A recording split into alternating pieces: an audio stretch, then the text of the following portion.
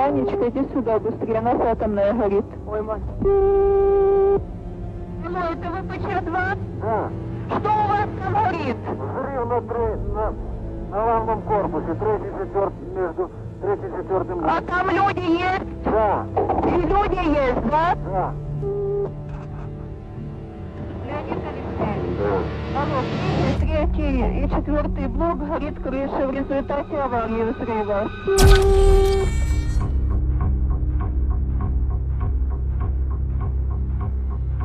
26 de abril de 1986. Tiene lugar en Ucrania el que se considera, junto a Fukushima en Japón en 2011, como el más grave accidente nuclear en la escala internacional de accidentes nucleares, siendo así uno de los mayores desastres medioambientales de la historia. Queremos advertirles de que trataremos de explicar conceptos esenciales. ¿Qué sucedió? ¿Por qué? ¿Qué consecuencias han dado lugar 30 años después? Pero no profundizaremos mucho. Chernóbil en 15 minutos tiene un claro propósito. La finalidad de este breve documental es la de llegar al espectador de tal manera que, tras finalizar su visualización, éste sienta curiosidad suficiente como para informarse más acerca de este trágico suceso. Sin más preámbulos, comienza Chernóbil en 15 minutos.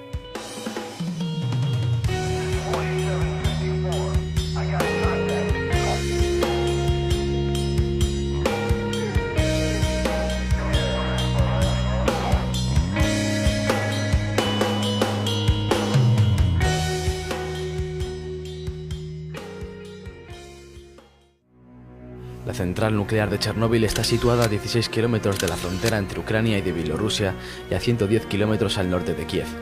Esta central está situada a 14,5 kilómetros al noroeste de la ciudad actual de Chernóbil, pero la ciudad y la planta no estaban directamente relacionadas.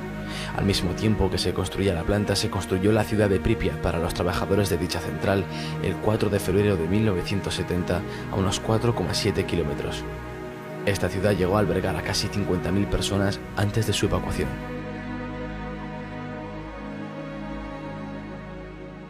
A la 1:23 de la mañana del sábado 26 de abril de 1986 estalló el cuarto reactor de la central nuclear de Chernóbil. El motivo que desencadenó el accidente fue la realización de una prueba programada para el 25 de abril bajo la dirección de las oficinas centrales de Moscú. Esta prueba tenía la intención de aumentar la seguridad del reactor. Se trataba de averiguar durante cuánto tiempo la turbina de vapor continuaría generando energía eléctrica una vez cortada la afluencia de vapor. En caso de avería, las bombas refrigerantes de emergencia requerían de un mínimo de potencia para ponerse en marcha, hasta que se arrancaran los generadores diésel, y los técnicos de la planta desconocían si una vez cortada la afluencia de vapor, la inercia de la turbina podía mantener las bombas funcionando. La prueba debía realizarse sin detener la reacción en cadena en el reactor nuclear para evitar un fenómeno conocido como envenenamiento por xenón. A la 1 de la madrugada del día 25 de abril, los ingenieros iniciaron la entrada de las barras del control en el núcleo del reactor con el objetivo de reducir su potencia. Hacia las 23 horas, se habían ajustado los monitores a los niveles más bajos de potencia, pero el operador se olvidó de reprogramar el ordenador para que se mantuviera la potencia entre 700 megavatios y 1000 megavatios térmicos. Por este motivo, la potencia descendió al nivel peligroso de 30 megavatios. Con un nivel tan bajo, los sistemas automáticos pueden detener el reactor debido a su peligrosidad, y por esta razón los operadores desconectaron el sistema de regulación de la potencia, el sistema de emergencia refrigerante del núcleo y otros sistemas de protección cuando el sistema estaba a punto de apagar el reactor nuclear. Con 30 megavatios comienza el envenenamiento por xenón. Al darse cuenta, se extrajeron las barras de control con el fin de evitarlo, aumentando la potencia del reactor nuclear. Los operadores retiraron manualmente demasiadas barras de control. El núcleo del reactor disponía de 170 barras. Las reglas de seguridad exigían que hubiera siempre un mínimo de 30 barras bajadas, y en esta ocasión dejaron solamente 8. Dado que los sistemas de seguridad de la planta quedaron inutilizados y se habían extraído casi todas las barras de control, el reactor de la central quedó en condiciones de operación inestable y extremadamente insegura.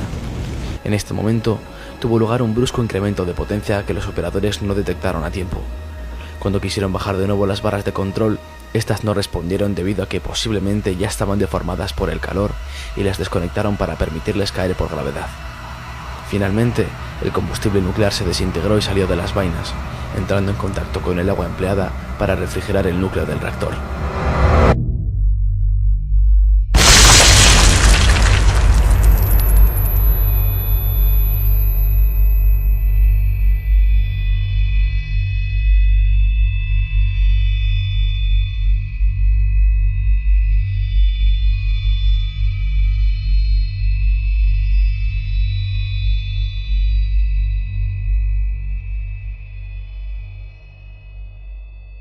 A la 1:23 de la mañana del sábado 26 de abril estalló el cuarto reactor de la central, y unos segundos más tarde una segunda explosión hizo volar por los aires la losa del reactor y las paredes de hormigón de la sala, lanzando fragmentos de grafito y combustible nuclear fuera de la central, ascendiendo el polvo radiactivo por la atmósfera.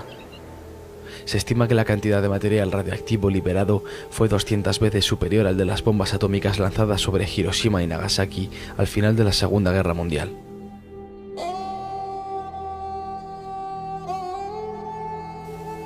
El primer acercamiento en helicóptero evidenció la magnitud de lo ocurrido. En el núcleo, expuesto a la atmósfera, el grafito del mismo ardía al rojo vivo, mientras que el combustible y otros metales se habían convertido en una masa líquida incandescente. La temperatura alcanzaba los 2500 grados e impulsaba el humo radiactivo en un efecto chimenea a una altura considerable de hasta 1000 metros.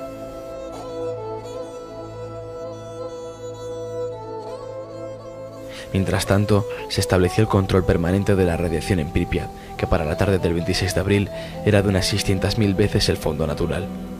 Por otro lado, un comando militar fue enviado a tomar lecturas en la base de la planta. Se registró un astronómico nivel de 2080 Röntgens, por lo que en 15 minutos un ser humano absorbería la dosis letal.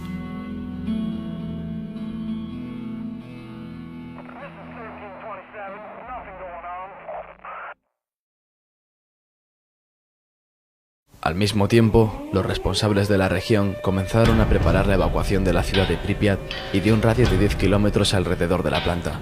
Esta primera evacuación comenzó de forma masiva 36 horas después del accidente y tardó 3 horas en ser concluida. Atención, camaradas.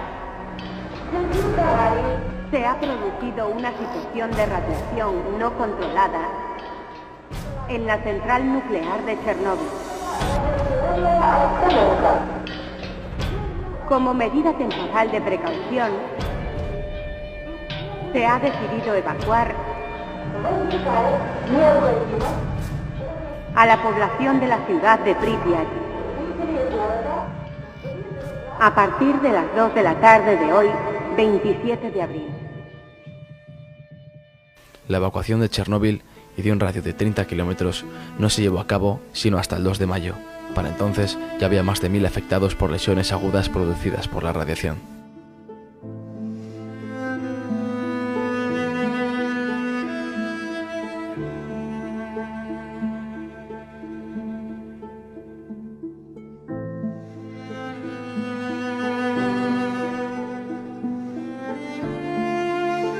Se inició un proceso masivo de descontaminación, contención y mitigación que desempeñaron aproximadamente 600.000 personas denominadas liquidadores en las zonas circundantes al lugar del accidente, y se aisló un área de 30 kilómetros de radio alrededor de la central nuclear conocida como zona de alineación, que sigue aún vigente.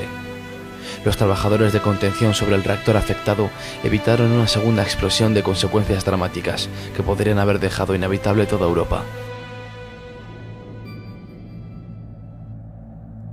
Se inició el levantamiento de una estructura denominada sarcófago, que envolvería el reactor y lo aislaría del exterior.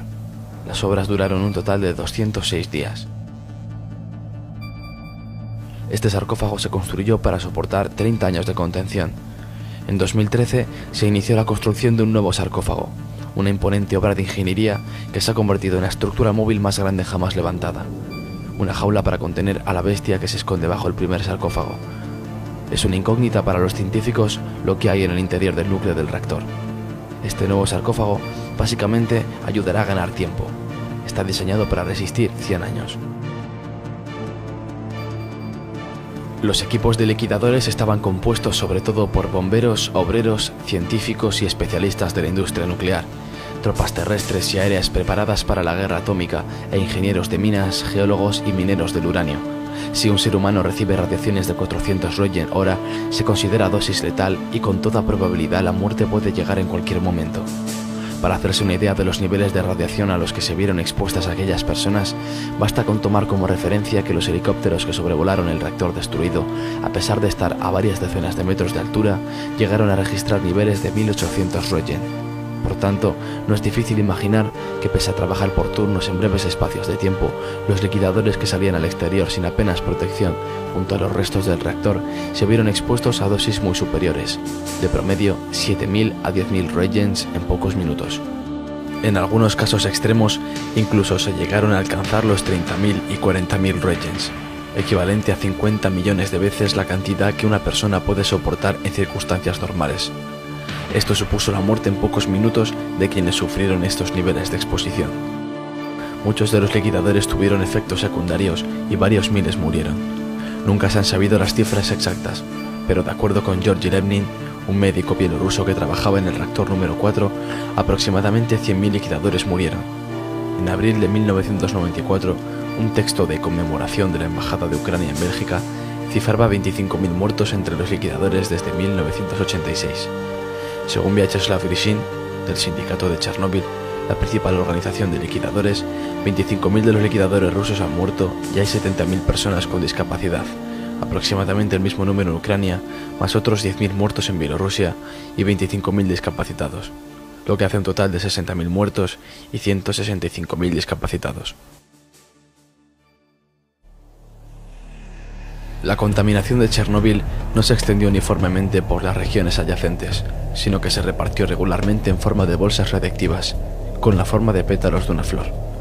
Informes de científicos soviéticos y occidentales indican que Bielorrusia recibió alrededor del 60% de la contaminación que cayó en la antigua Unión Soviética. El informe Torch 2006 afirma que la mitad de las partículas volátiles se depositaron fuera de Ucrania, Bielorrusia y Rusia. Una gran área de la Federación Rusa al sur de Briansk también resultó contaminada, al igual que zonas del noroeste de Ucrania. En Europa Occidental se tomaron diversas medidas al respecto, incluyendo restricciones a las importaciones de ciertos alimentos. 200 personas fueron hospitalizadas inmediatamente, de las cuales 31 murieron, 28 de ellas debido a la exposición directa a la radiación. La mayoría, bomberos y personal de rescate que participaban en los trabajos para controlar el accidente. Antes del accidente, el reactor contenía unas 190 toneladas de combustible nuclear. Se estima que más de la mitad del yodo y un tercio del cesio radiactivos contenidos en el reactor fue expulsado a la atmósfera. En total, alrededor del 3,5% del combustible escapó al medio ambiente. Debido al intenso calor provocado por el incendio, los isótopos radiactivos liberados procedentes de combustible nuclear se elevaron en la atmósfera dispersándose en ella. Algunas personas en las áreas contaminadas fueron expuestas a grandes dosis en la tiroides, debido a la absorción del yodo 131 que se concentra en esa glándula. El yodo radiactivo procedería de leche contaminada producida localmente y se habría dado particularmente en niños. Varios estudios demuestran que la incidencia de cáncer de tiroides en Bielorrusia, Ucrania y Rusia se ha elevado enormemente. Sin embargo, algunos científicos piensan que la mayor parte del aumento detectado se debe al aumento de controles. Hasta el presente, no se ha detectado un aumento significativo de leucemia en la población en general. Algunos científicos temen que la radiactividad afectará a las poblaciones locales durante varias generaciones, la cual se cree que no se extinguirá hasta pasados 300.000 años. En un radio de unos 20 o 30 kilómetros alrededor del reactor se produjo un aumento de la mortalidad de plantas y animales, así como pérdidas en su capacidad reproductiva. En los años posteriores al desastre, en la zona de exclusión abandonada por el ser humano ha florecido la vida salvaje. Bielorrusia ya ha declarado una reserva natural y en Ucrania existe una propuesta similar. Varias especies de animales salvajes y aves que no se habían visto en la zona antes del desastre se encuentran ahora en abundancia, debido a la ausencia de seres humanos en el área. 30 años después, tras analizar datos históricos, los investigadores concluyen que no se ha producido ningún declive en los años posteriores a la tragedia, únicamente en los primeros 6 meses tras el incendio del reactor, en los que los altísimos niveles de radiación afectaron a la salud y a la reproducción, pero no a largo plazo.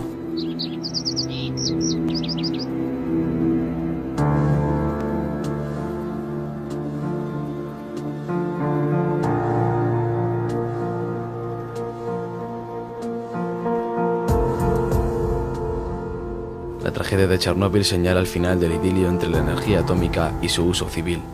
Lo mismo que 40 años antes, la bomba atómica marcó el comienzo del compromiso ético de algunos científicos frente al avance de la ciencia. Solo para algunos, por supuesto, fue el comienzo de un compromiso. Para otros, fue nada más que la consagración de un éxito. Chernóbil supone aún hoy en día un drama real para miles de individuos concretos. Niños deficientes, poblaciones enteras devastadas, campos anegados por la contaminación, el traslado forzoso de personas, traumas, debacle económica y pánico colectivo. Las estimaciones de víctimas varían desde los 4.000 según las Naciones Unidas hasta los 93.000 como consecuencia de la radiación según Greenpeace. Lo que está claro es que el hombre trata de progresar, a veces forzando la maquinaria demasiado, y deja parajes como Pripyat. Algo que nos da que pensar es el hecho de que a pesar de los niveles de contaminación, Chernóbil sea ahora cuna de tanta fauna y flora. ¿Seremos pues más perjudiciales para la naturaleza que un desastre nuclear?